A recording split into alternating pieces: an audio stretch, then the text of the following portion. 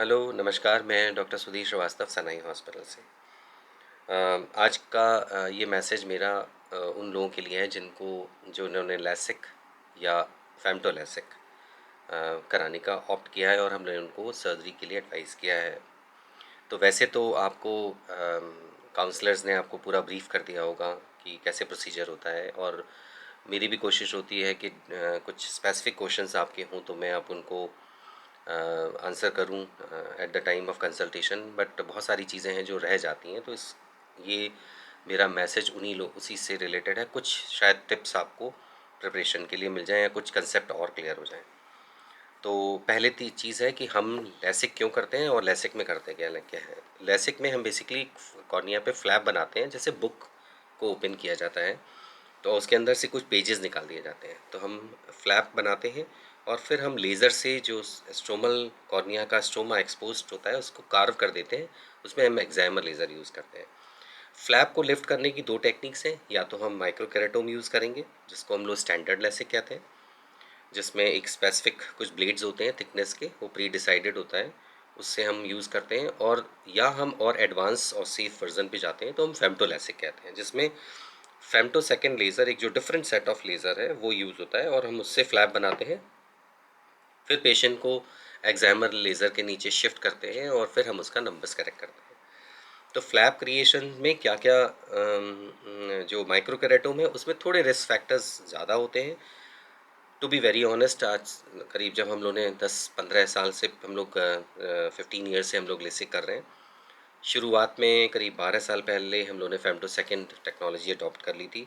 उस वक्त शायद 5% 10% लोग फेमटो कराते थे, बट आज चेंज हो गया सिनेरियो।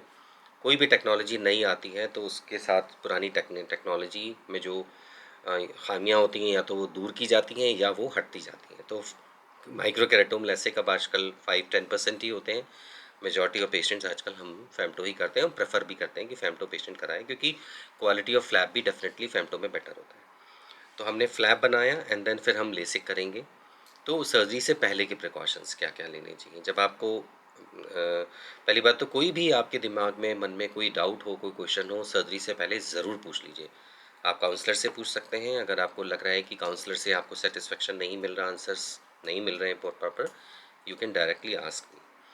दूसरा, सर्जरी वाले दिन जिस दिन आप सर्जरी के लिए आएंगे उस दिन प्रॉपर हेयर वॉश करके आइए, फेस को अच्छी तरह से क्लीन कर लीजिए। कोई फेस पे कोई क्रीम, ऑयल, आइज़ के अराउंड कोई भी मेकअप, बस जो काजल वगैरह बिल्कुल मत लगाइए। बिल्कुल स्क्रब करके प्रॉपर फेस क्लीन करके और हेयर वॉश करके पूरा प्रॉपर बाथ लेके आएंगे। कोई भी डिओड्रेंट ना लगाइए, क्योंकि एक्साइमर लेज़र बहुत सेंसिटिव लेज़र मशीन्स हैं और कोई भी केमिकल, कोई भी डिओड्रेंट, कोई भी स्मेल उसके फंक्शन को ऑल्टर करती है। और सर्जरी के लिए जब आप प्रिपेयर होके आएंगे तो आपको जो भी टाइम बताया गया है तो प्रिपेयर होके आइए कि आपको 3-4 आवर्स लगेंगे, क्योंकि हॉस्पिटल में आने के बाद कुछ टेस्ट रिमेनिंग होते हैं जो हम लोग उसी दिन भी करते हैं। फिर प्रिपरेशंस होती हैं, मशीन को स्टार्ट करके मशीन को प्रिपेयर करने में टेक्स अराउंड 1 आवर टाइम। वो तभी हम करते हैं जब पेशेंट हॉस्पिटल में आ जाते हैं। उसके बाद सर्जरी में 5 मिनट का मुश्किल से टाइम लगेगा आपको, शायद थिएटर में 3 से 4-5 मिनट में आप बाहर आ जाएंगे। उसके बाद पोस्ट ऑप केयर के बारे में आपको मेडिसिन दी जाएंगी, इंस्ट्रक्शंस दिए जाएंगे, डॉक्यूमेंटेशंस होंगे। तो ये सारा प्रोसेस का में टाइम करीब 3 आवर्स तक का लग सकता है। तो इसलिए मेंटली प्रिपेयर के होके आइए, बढ़िया सा ब्रेकफास्ट करके आइए, बिल्कुल सर्जरी से पहले रिलैक्स नींद लीजिए, कहीं घबराने की कोई ज़रूरत नहीं है, कोई पेन नहीं होने जा रहा। हल्के से सेंसेशंस होंगे, क्योंकि हम आपकी आंख में कोई एनेस्थीसिया नहीं देते, हम केवल आई में ड्रॉप डाल के आपकी कॉर्निया को एनेस्थेटाइज करते हैं जहां हमें काम करना है। बाकी रेस्ट आपकी लिड्स वगैरह सब सेंसिटिव रहती हैं, तो हाँ, लिड को ओपन करने में थोड़ा सा अगर आप स्क्वीज़ करेंगे तो पेन होगा, तो रिलैक्स रहने को कहते हैं। मैं कोशिश करूँगा जब सर्जरी भी होती है तो मैं कंटिन्यूसली आपको बूस्टअप करता रहूँगा, मॉरली बूस्टअप करता हूँगा ना। I tell every each and every steps of surgery during the procedure also. तो बिल्कुल कॉन्फिडेंस से आइए, कुछ नहीं होगा। सर्जरी के जो 3 से 4 मिनट का होता है टाइम, उसके बाद फिर बाहर आप आएंगे तो सिस्टर आपको इंस्ट्रक्शन देंगी, मेडिसिन देंगी, वो सब बताया जाएगा।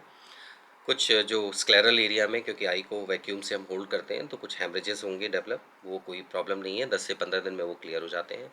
शुरुआत में कुछ ड्राइनेस लगती है, बिकॉज कॉर्निया में लेज़र चलता है, और अगर फेमटो यूज़ करें तो 2 सेट्स ऑफ लेज़र आँख में चलते हैं, तो कॉर्निया की नर्व्स को फिर से रीच नर्व्स को रीजनरेट होने में 2 से 3 महीने का टाइम लगता है, तब तक थोड़ा हमें उसको आर्टिफ़िशियल वे में वेट करना होता है। सर्जरी के बाद उस दिन जाके रेस्ट करिए, 2 घंटे, 3 घंटे की आप अगर आइज़ को क्लोज़ रखते हैं, तो जो फ्लैप है उसको हील होने में टाइम मिल जाता है और 2 से 3 घंटे के अंदर आप जब इवन अगर आपकी आफ्टरनून में सर्जरी होती है, तो डिनर टाइम तक आप परफेक्ट हो जाते हैं, आप देख सकते हैं, आपकी विज़न वगैरह सब क्लियर हो जाएगी। और हाँ, 1 वीक के लिए थोड़ा-सा हाइजीन ज़रूर मेंटेन करिए। कोई भी सर्जरी करनी है बॉडी में तो आपको हाइजीन मेंटेन करना है। तो आँख के लिए हाइजीन में क्या करें? ऑब्वियसली हाइजीन जो कंटामिनेंट्स आने के चांसेस होंगे एयर से, तो बाहर मत जाइए, घर में रहिए। फिज़िकली कॉन्टैक्ट से तो हाथ ना लगाइए, कोई चीज़ रुमाल टॉवल जो आपकी कंटामिनेटेड हो सकते हैं मत लगाइए। और वाटर, तो आप सिर से नहाइए स्पा की तरह, गर्दन से नहाइए पूरी बॉडी अच्छी तरह से स्क्रब करके नहाइए, कोई प्रॉब्लम नहीं है। फेस को आप अपने टॉवल से वेट टॉवल से स्क्रब कर सकते हैं। आप आईज़ के अराउंड आप वाइप्स यूज़ कर सकते हैं, वेट वाइप्स जो स्टरलाइज आती हैं वो आपको फार्मेसी से मिल जाएंगी। या आप कॉटन को बॉयल करके उसको स्टरलाइज करके भी अपने हैंड वॉश करके कॉटन को रिंस करके और अपनी आँख को जेंटली पोंछ सकते हैं, क्योंकि आइज़ के अराउंड आपके मेडिसिन डिपॉजिट होगी। अगर आप उसको क्लीन नहीं करेंगे तो आपको इचिंग, इरिटेशन, डिस्कम्फर्ट होगा और अच्छा भी नहीं लगेगा। डिस्कम्फर्ट होता है, स्टिकी सेंस फीलिंग आने लगती है, तो फीलिंग ऑफ वेल बीइंग नहीं रहेगी। तो क्लीनिंग ज़रूर करिए ध्यान ध्यान से। और खाने-पीने में कोई रिस्ट्रिक्शन नहीं है, सारे खाना आप आएँगे सर्जरी से पहले तो भी आप पूरा फुल जो आप खाते रहे हैं पास्ट में 1 दिन पहले वही आप ले सकते हैं। किसी तरह का कोई डाइटरी रिस्ट्रिक्शंस नहीं है, ना सर्जरी से पहले ना सर्जरी के बाद में। जहाँ तक काम करने की बात है, आप उस दिन जिस दिन सर्जरी है उस दिन रेस्ट कर लीजिए, अगले दिन से आप अपने काम कर सकते हैं। अगर आपको स्क्रीन पे काम करना है, मोबाइल पे काम करना है, या अगर आप तो कोशिश करिए कि आप लैपटॉप वगैरह पे काम करना है, तो जितनी स्क्रीन बड़ी हो उतना ज़्यादा प्रेफ़र करेंगे और उतना ही काम करिए जितना ज़रूरी है, लेकिन स्टार्ट कर दीजिए वेरी नेक्स्ट डे से काम करना। जब आप स्टार्ट करेंगे तो क्योंकि आँख की फ़िज़िक्स चेंज होगी, उसकी वजह से थोड़ा-सा डिस्कम्फ़र्ट, थोड़ा कंसंट्रेट करने में, नियर में देखने में, फ़ोकस में आपको थोड़ा एफ़र्ट लगेगा। उसकी वजह से थोड़ा आँख में दर्द और सिर में दर्द होगा। कोई बात नहीं, 10 से 15 दिन का समय लगेगा।